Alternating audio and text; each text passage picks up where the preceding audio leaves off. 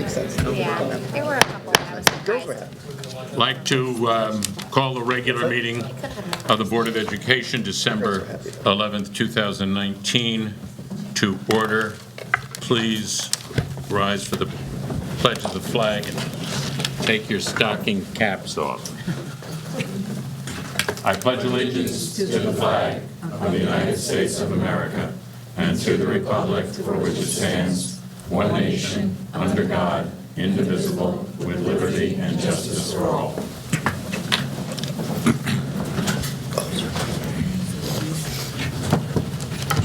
Anthony Anderson regrets that he cannot be here. He is in California earning money, we hope, working. 2-0. The mission statement of the district: we are committed to academic achievement and success for all students in a safe environment. In partnership with families and our community, our mission is to promote confidence, inspire a passion for learning, and prepare our students to become responsible global citizens. We are serious about that, but obviously tonight we are not dressed perhaps as conservatively as this statement might imply. Put your hat on. Don. Yeah, I know. But anyway, Signing in. it's the holiday season. Me and Dan are gonna mess up Christmas, our head. Hanukkah, Kwanzaa, Festivus. Get out of this. Yes. You have Hanukkah blue. Do I have a motion to approve the revised agenda? Motion. Second. A motion and a second. All those in favor? Aye. Opposed? So carried.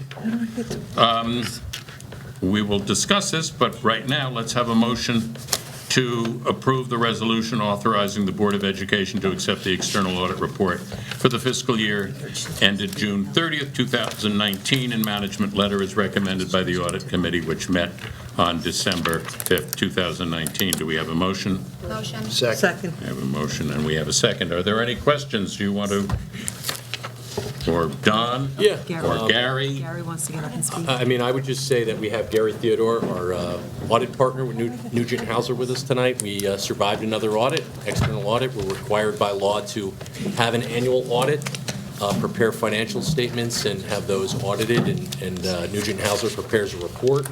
It was a little difficult this year. We typically do this in mid or late October, and our cyber incident put us a little behind schedule, and it was a little trying at times, but we persevered. At this time, I just wanted to thank the business office staff, the accounting office, the payroll folks, and Tanya Mulrad, our treasurer. They do most of the heavy lifting in this process, and again, we did a great job, an outstanding job this year. So, with that, I'll turn it over to Gary Theodore, who will talk about the financial condition of the district and highlights from the financial report and the management letter, which you have a copy of on the table. Thank you, Patrick. Patrick said, my name is Gary Theodore. I'm a senior partner with the accounting firm of Nugent Hausler. Our accounting firm's been auditing school districts for over 40 years, and last year we audited 19 school districts in the area. And I've been doing this audit now for over 10 years. So I'm kind of in a unique position to bring a good base of knowledge from one year to the next as we do the audit. To give you a little overview of the audit process, back in June, I met with the audit committee before the audit began to discuss what was happening at the school, any changes in accounting pronouncements. And then also in June, we came down and spent a day and did some pre-audit work in the office. Then in August, we did our field work. We spent a whole week here at the district office. I have a team of 5 people. Some of the things that we do are read the board minutes, review the internal controls. We review the school's compliance with laws and regulations. We follow the money. We look at the bank statements and the bank reconciliations. We look at a sample of bills that were paid during the year. Time doesn't permit us to look at every document that was produced during the year, so we look at a sample of the documents. And if there's a problem, we might look at some more documents, and so on. we do what's called a risk-based approach for the audit. If there's an area that's kind of riskier, we spend more time with that than we do with an area that's less riskier. After the field work, I go back to the office, we prepare the financial statements, and then last week, we met with the audit committee, and at that time, we reviewed the whole audit report, all the numbers and all the explanations of the audit. So in conclusion, I'm happy to report to everyone that the audit went well. I'm happy to report that the school is in good financial condition. The general fund has a solid fund balance and has a good amount of reserves, and all funds are operating well here at the school, and there's no major problems to report. The school's biggest challenge going forward from a financial statement point of view is what we call OPEB, Other Post-Employment Benefits, which is health insurance for retirees, which is a big liability. And right now in New York State, every school district is basically in the same position. The state hasn't made a way to fund that, so that's an unfunded liability and something for the board to keep an eye on as things go forward. So in conclusion, I'd like to thank Patrick and Tanya and the staff for their assistance and cooperation during the audit. I'd also like to report that you have an excellent office staff. Every question we asked got answered. Every document we asked for was produced, so that makes the audit go well. And that's the end of my presentation. Thank you. Are there any questions? As always, and you mentioned the OPEB, I always like to point this out to give a perspective. We're not allowed to reserve against our thing, but right now, our debt related to Monroe Woodbury that the state is covering for benefits and other things is about $317 million, and that's unfunded.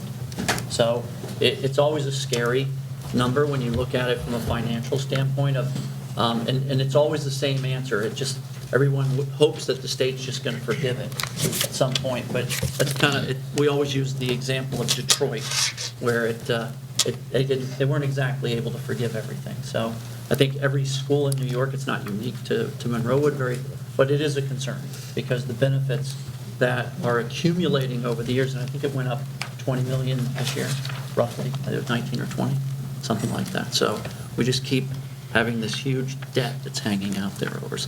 Other than that, the rest of our financials, the things that we can control are great, and the state won't even allow us to create an account to save money to pay that down. So it's a challenge. Any other thoughts? Thank you. Okay, you're Thank welcome. you, Patrick, Tanya, and everybody who worked on this. This is a big operation, and to come out as cleanly and as positively as we did this year, once again, hats off to everybody involved. Thank you Okay, you're welcome. very much. We have questions and comments from one person. Emma Katzman. Hi. Have a podium.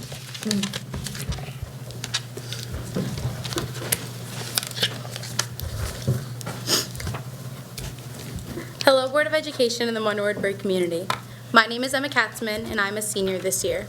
I stand here today as a student, a very sad student that I even need to be here. I am a good student. A student who is extremely active in my school community and outside the community. I am also a student diagnosed with dyslexia and a language-based learning disability. These diagnoses are from top doctors at Hackensack University Medical Center and Tufts Medical Center. And yet, I'm a student who has struggled and fought over the years with the district to get the supports that I need, as most of upper administration already knows. I also have connective tissue disorder called Ehlers-Danlos syndrome, which affects the collagen throughout my entire body, including my brain. This disease caused me pain and fatigue each and every day. Some days are worse than others. I stand here as a student who has an active IEP that over the past 2 years has not always been followed. But I have recently been given wonderful assistive technology to help support me. I'm in honors classes and I'm currently taking multiple college classes, and I have always had to work harder because of my disabilities. During my most recent school evaluations in October, my handwriting showed fatigue after only 1 minute and 5 seconds, and it clearly showed that, quote, she would oftentimes omit endings of words and/or an entire word, end quote, and that I would also substitute words when reading. My ACT test results showed that my scoring of understanding complex tests was below average. And even with these findings, I am a student who is denied access to use the assistive technology given to me in my IEP to take my tests and quizzes just because I do not meet the state criteria to allow my tests to be read to me, even from a computer. Dyslexia is not selective. What about what I need? What about providing in-school supports that are right for me? Getting tests read to me is a service that I need. I'm an auditory learner.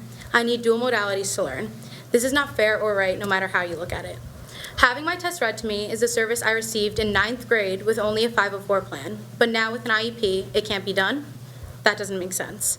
I've been told over the years that my grades are too good, and one time we were pretty much told that I would need to fail in order to be classified. Many of my friends here tonight are going to be surprised to learn all of this about me. I do not and have never used any of my disabilities as a crutch. I've sat at multiple CSE meetings during my high school years, only to be brought to tears and denied classification. The summer before my junior year is when I finally became classified. Even at my most recent CSE meeting, I was told that my post-secondary success is not Monroe Woodbury's responsibility, and that my mother was told by the same chairperson to please be quiet and respectfully stop speaking, and that they would just need to agree to disagree on the findings of my most recent testing. I couldn't help but be upset by the complete rudeness. My academic career here at Monroe Woodbury is just about done. Since my recent CSE meeting, I have stepped down from my position from Kids on the Block after being a part of this wonderful group for 3 years, because standing on a stage with my puppet that had dyslexia, I could no longer feel right telling young students it's okay to embrace learning disabilities when I feel that my district did not support me with mine. I have also sent an email declining any further opportunities like the one I had this past summer to speak in New York City about school climate in Monroe Woodbury. I would like to thank you for listening to me tonight, and the one thing I can do is I can ask you to have more of an awareness that this is actually happening in our schools, and for you, as a board, to try to figure out how this is allowed to happen to our students. Ask for answers, ask for questions like why, how, and only accept answers that would be acceptable to you for your own children. Unfortunately, I fear that I'm not alone in my experience. What I would like the board members and others in the community to realize is just because a student is doing good in school, it doesn't mean they aren't struggling. And it is so important to make sure each and every student feels supported by their district. I would also be more than willing to further share my personal experience with any of you or all of you. I would really like the opportunity to expand on it more. I can only speak to the emotional and physical toll this has taken on both myself and my family. But again, I beg you to make changes and not let this happen to any other students. I also encourage any other student or parent that have had similar experiences to please speak up as well and advocate for yourself and your child. Let your voices be heard and never doubt that one person can make a difference. Thank you for your time. Thank you. Thank you very much for sharing that so articulately and with courage and compassion. We appreciate your remarks. I would like to say thank you as well. That took a lot of courage. You are Yep. not alone, and it is very sad. It is, and I agree. Do we have an update on any questions and comments? No, we didn't have anybody the last time. All right. We didn't have anything come up. Do I have a motion to approve the minutes of the November 13th regular meeting? Motion. Second. You know what? I don't think we had a vote on the external audit. We did. We did that first. Did we do the vote? We had a motion and I'm pretty sure we did, yeah. But we can do it again. It was motion by, it was motioned and By Dawn seconded, and seconded but did by- we have a vote? that. All those in favor? Aye. Opposed? So carried. I don't think we Okay. finished that. We had Mr. Theodore's presentation, and then we've approved the minutes. All those in favor, yes. First reading. A motion to approve the first reading and waive the second reading of the policy, proposed policy 7465, voter registration and pre-registration for students. Anything on that, Chris? We just added this, it was coming down from the state, and we figured it was a good idea to put this in now. It's about a policy that puts forth that the pre-registration for your students that want to get involved, you should get involved, everyone should be involved in the voting process. If you, at 16 years old, you could pre-sign up, and we just put it in as a policy that our school district is going to go forth and apply, have this available to the students so that they can pre-register, so that when they turn 18, they don't have any waiting for voting time or anything. Yeah. So that's why we kind of pushed it through. Right, Or and something it's due January 1st, Okay, sure. so that's why we did it this month. And we've already called and spoken to Mr. Cassidy about how we would do that moving forward. And so they're going to internally put something in to make sure that students are registered, pre-registered, starting at 16 years old to vote. Very good. We have a motion? Motion. Good. Second. Moved, and got that down. Moved and seconded. All those in favor? Aye. Opposed? So carried. Do we have a motion to approve the second reading of the policy manual update policy 8341, instructional materials and the relationship to non-public schools? Motion. Second. Moved and seconded. All those in favor? Aye. Opposed? So carried. Board norms, we passed in front of the board the norms that we talked about in our workshop with Robbie Green. We have a couple of suggestions that I passed in front of you. Does anybody want to talk about that, or are you ready at the next meeting to adopt those norms? We ready for that? All right. We might as well do that at the next meeting. Yes? You're asking me? Yes, I'm asking you. I'm You flailing can- around for an opinion. You can, I thought we were I think- adopting them now. I thought so right. too. You want to I adopt thought them that's now? what You were guys, doing. you discussed them? I thought you shared them, and I thought everybody's agreed with All them, right, right? we agree with them? So then why not vote on them now? All right. All those in favor of adopting the board norms? Aye. Aye. So we have a consensus. Board norms are basically what we expect of board members, what our duties are. And I think we will, You need a we will, motion. do we have a motion? You need a Motion. motion. Second. We've Thank had a you. motion and a second Oh, we to the already vote that voted. we already had. Yes, but we needed a motion in a second. This is upside down world, bizarro world. We're in the North Pole. It's the holidays. Yes. Do we have, no, it's not the holidays, it's me. Have you been at the eggnog? That too. Yeah, the lights are off Thank- tonight. Thank you very much. Who gave him the eggnog? He's got them on his neck and he didn't. It's being very good. Don't go after Reports Santa. by the Board of Education, policy, Our meeting got canceled because of the snow. We had a snow day and then a delayed Tuesday, opening, yeah. so we really had to push it back. We're going to get another date in January. Yeah. And that's why we kind of put that other one on, because we need to get it done by January, so. okay, The- Right. The new year will be new policies. very good. On Visitation Committee and Orange County School Boards Association.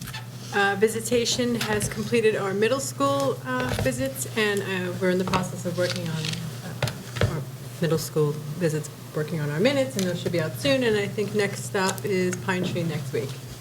Orange County School Board Association, I did not attend the last meeting. It was a video that they sent me to watch, and I'll follow up with that. And I think Stacy, myself, you, and Donna are attending the upcoming conference. That is correct. This is the conference in February that you're talking about, correct? We just signed up this week. Yep. And is the deadline passed, or is anybody else interested? This is the NYSBA conference in Albany, in which we meet with our state legislators to advocate for the needs for public education. It's riveting. Yes, it's riveting.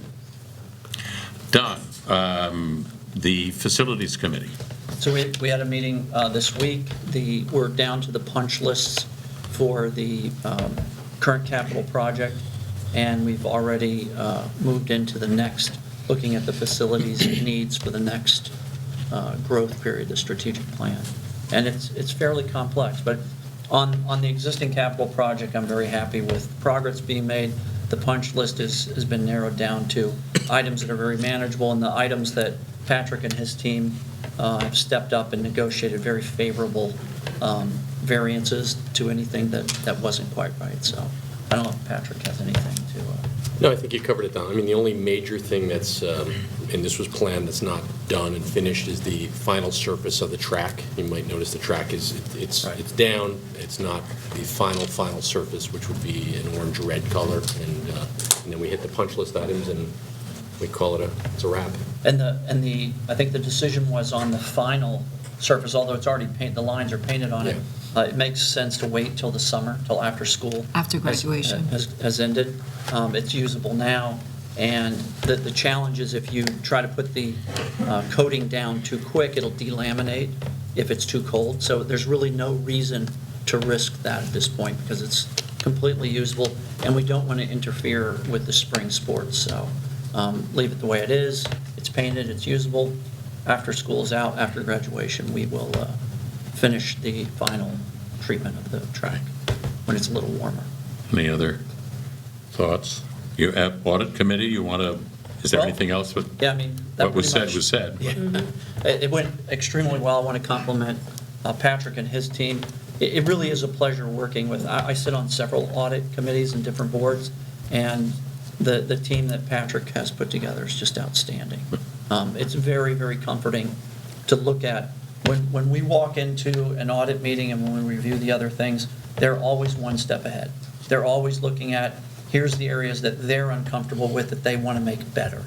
And that's, if anyone's ever sit on an audit team, that's the exact conversation that you want to have, is someone looking at the next steps. How can they drill down a little more? How can they add more control over different processes? And it's very impressive. I think we're adding an individual to Patrick's team to help with long-term planning, to help spend a little more time on making sure that the financials for some of our strategic plans and some of the things are well thought out. We don't want to rush that. Right. Good. Thank you. Maeve, do you have a presentation? A little presentation. Maeve Harrington, our student rep. So I just have a brief update on the anti-vaping campaign. As the drug council and I are working on something called a sticker shock, where we are essentially creating mini logos that we're eventually going to put on some stickers, focusing on positive statistics, aiming to encourage non-vapers to never start. And that's it. I look forward to giving more updates next time. Thank you. I wanted to say something about the vaping. As a matter of fact, there's an article, I had sent it out to the board, I took a snippet of it, about school districts are looking to sue Yes. the e-cigarettes Yes. company. So I'm wondering if we're looking to jump on that bandwagon. So there are 2 school districts that have joined a lawsuit against the vaping companies. It is a thought, because I don't think that people realize the effects of vaping, how the impact that it has on our community. So when a student is caught vaping, they have to come to us, and we have to have a hearing officer. A hearing officer costs us anywhere between $400 and $500. When a student is suspended, they have to go and they have to be on home instruction. So we have to pay, as a district, the home instructor. And then one of the things that we're doing now is when a student is caught vaping, we lessen the suspension, but we make an agreement that the student will go to a program called Teen Intervene, depends upon what they're using, if they're caught using drugs or they're just vaping. So the cost is astronomical for the taxpayers of this community as well as the students, and the time out of the classroom. So we are, I'm contemplating it. I mean, I've said it in my own head that we, as a school district, should sue them. I don't think that that's not out of the ordinary, because I believe that they targeted young people in the way that the things that they sold, like who's going to have bubblegum vaping flavor? That's really for young people. So I think it's been specifically targeted to young people, and young people are addicted to it. And so someone should, Step up. pay for that. Yes. More importantly, their lives, which is priceless. Correct. So it doesn't really matter what the cost is, it's their life. Correct. There's There not was a enough really good data. commercial on last night. I think it was they just put it on the air.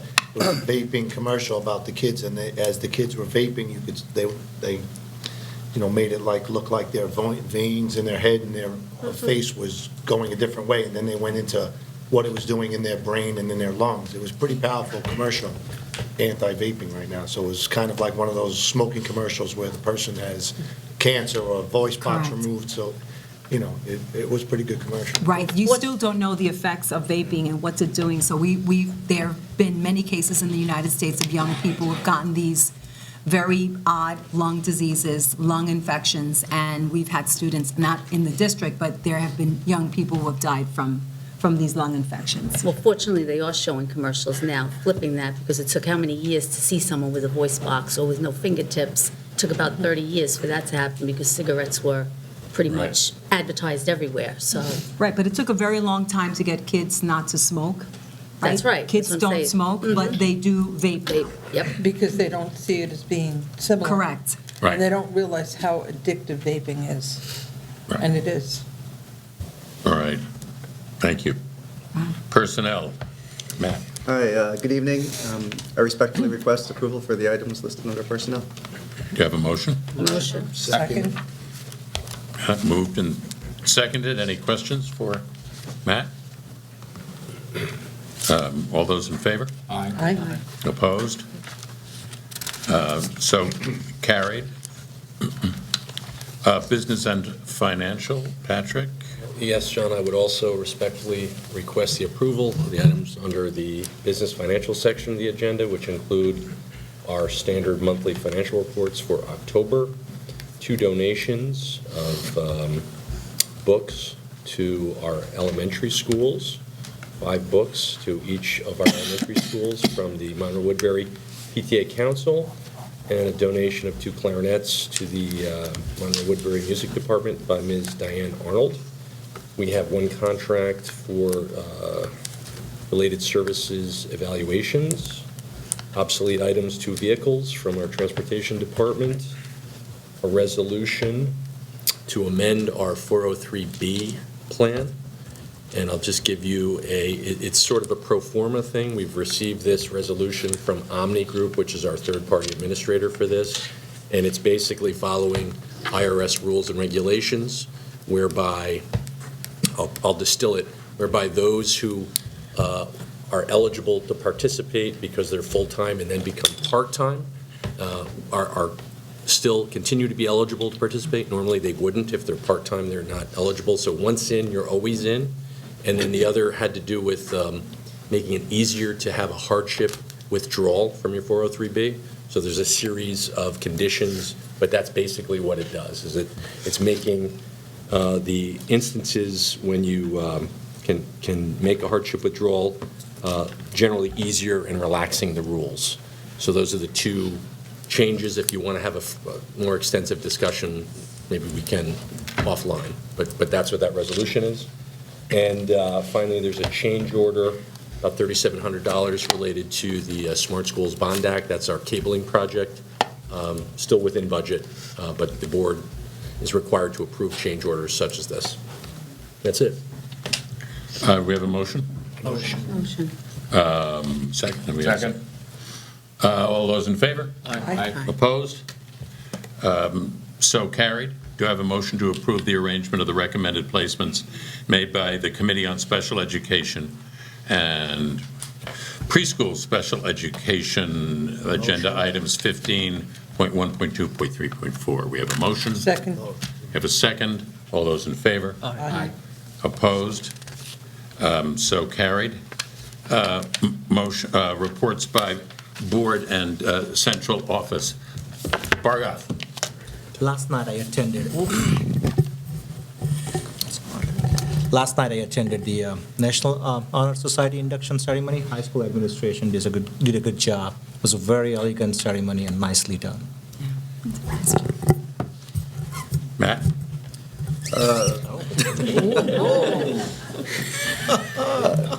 What do you have on your list? A couple of things. The soccer parade was great for the girls. I think they really enjoyed it. I think the secondary highlight was watching Prudence ride up and down the street on her bike with a camera in hand. And just one thing, I wasn't able to get to the National Honor Society because we're wrapping up in this building retirement information session. So we had 2 sessions yesterday for employees who are interested in learning more about retiring. It is not a means of encouraging them to retire, but giving them basic information, because as people get closer to that time, they typically call myself or Shonda Merrill, who's our payroll manager, with questions. So this is the second year we've done a general overview. We had about 120 people in attendance between the high school session and then the afternoon session here. And I will say, Shonda, who's our payroll manager, is someone we are incredibly fortunate to have in this district. She knows her stuff. She's incredibly sharp. She was very comfortable giving the information, and the number of people who were able to contact her afterwards really was something to see. So I just want to give you an update on some things that we're doing. Congratulations to the people on tonight's agenda who are retiring. There are a number of people who are, close to the people up here. So congratulations to all of them. Patrick? I'll keep it short. So normally we would put the budget calendar out and have you approve that, so we're in the process of sort of reevaluating that. And I think the ultimate outcome will be maybe 1 or 2 fewer meetings, less meetings, and sort of pushing the meetings out a little bit further in the cycle so that we have a better handle on state aid. We're not going through a lot of things and with a lot of open-ended questions. I mean, the other thing I would say is it looks as though the 2% and the 2% tax cap, that's the allowable levy growth factor, is going to be at 1.77%. So it's below 2%. It's been above 2 for the last 3 years. So it's 2% or CPI, whichever is less. That's unfortunate, and you've probably seen the condition of the New York State budget. It doesn't look good. It looks like they're projecting some big deficits. So, state aid might be a little thin for next year as well. So more to follow.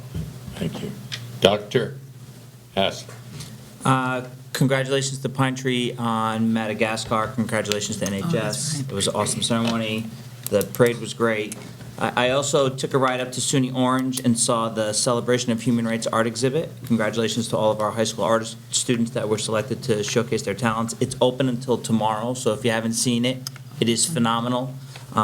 Many school districts participate, and to see the talents not only of our students but all of the students in our area, it's extremely, extremely impressive. Concert season has begun, so I also encourage everybody to check the district calendar, and there's a musical event almost every single night of the season. So if you have nothing going on, I encourage you to swing by one of the auditoriums and see some additional talents of our kids. And happy holidays. I want to thank you personally also. Eric Squire, 5 of us around, thank you to all the buildings. At Board Appreciation Day, they invited the board to tour the buildings, and we had a wonderful time touring the 7 schools. I accept no thanks for that. The schools really, I mean, that was me physically present with you, but the schools were the ones that did all the work. Thanks to the administrators, thanks to the kids. It was a great day. What? That was not me. I was physically present. That was it. I understand that, but you helped lead me back to the bus and things like that. Yes. I was like wandering into the playground, and you said, "No, Mr. Hubert, over here." It was very nice of you. That did happen, yes. Thanks for getting him back on the bus. Thanks for making sure you stayed with us. We appreciate it. Thanks to, yes, all the students and administrators. That was very nice. All right, Lorraine. Yes, I missed that. You guys should have actually played the morning show for everyone. Oh, no. I don't think so. That was that was awesome. See that. I'm going to keep it short. Have a happy holiday, and congratulations to soccer team, proud mom moment here. Congratulations to retirees, and ditto to everything else. Thank you. Yes, Stacy.